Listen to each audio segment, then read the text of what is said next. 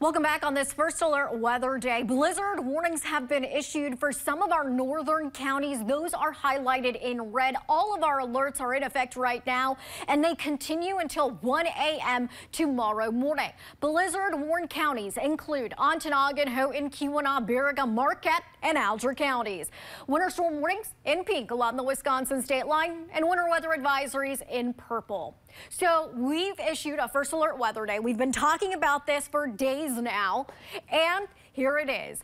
It's for the entire UP until 1 a.m. tomorrow morning. Please avoid traveling today if you can, as we will have whiteout conditions near Lake Superior due to strong winds. This will be coupled with high and heavy accumulating snow, but that accumulating snow in high amounts will be contingent on temperatures decreasing throughout the course of the day. Right now hovering around freezing. We're expecting 20s throughout the day. That'll result in higher snowfall amounts, but if we stay hovering around freezing, well, we'll have lower snowfall amounts. This is the entire region under a first alert weather day right now. Here are your hazards: heavy snow and strong winds. Here are your impacts: already slushy roads, snow-covered roads out there, especially those roundabouts, and then becoming sloppy, coupled with strong winds causing whiteout conditions today. I said a high risk for all of these categories. Power outages likely down tree limbs and branches as well.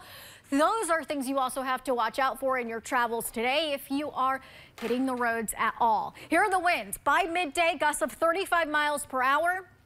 Strongest gusts into the afternoon for the central areas of the UP, especially near Lake Superior. Gusts of 40 to 45 miles per hour into the evening, pushing near 50-mile-per-hour wind gusts near Lake Superior, and then weakening overnight into Thursday morning. And that's the reason why blizzard warnings have been issued, and we ask you to avoid traveling today. Here's the view along US 41 in Negaunee Township. Snowy and windy there right now. Snow-covered roads from this system coming in out of the Central Plains. It is a mess across the upper Midwest and the Great Lakes between rain and heavy snow, as well as those strong winds. We've seen some rain continue along Lake Michigan this morning, and eventually that transitions to snow. Right now we do have heavy snow intensities happening right over southern Marquette County as well as Alger County. If you're traveling 67 near Chatham, 94 or 35 or US 41 down into northern Delta County, you're going to encounter this heavy snow. Watch as that rain transitions to snow by mid to late morning today.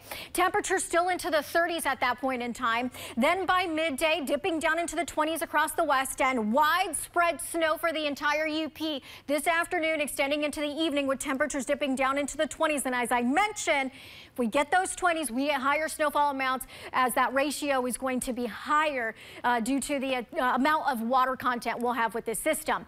This is 9:30 tonight. Still snow across the north. And then by tomorrow morning, it'll be done with. Might have a little lake effect snow still lingering, but that's it. Snowfall amounts, easily about a foot of snow across the west and north central. Lowest along Lake Michigan and towards the southeast, 1 to 3 inches of snow. However, higher elevations out west could exceed a foot to a foot and a half of snow. Still expecting near a foot of snow for the city of Marquette, and still expecting near 2 feet of snow for interior areas, higher elevations of Marquette as well as Baraga counties. So I'm talking about West Ishpeming, Negaunee, the Michigamme Highland locations as well. Here's your 7-day forecast after this system. We're in for some drier and some nicer conditions with some cooler air. Make sure you're downloading our free TV6 weather app at the Google Play Store or the Apple Store to stay ahead of this storm system. Coming up, it's what TV6 Sports Director Kevin McNulty calls the best boys high school basketball game.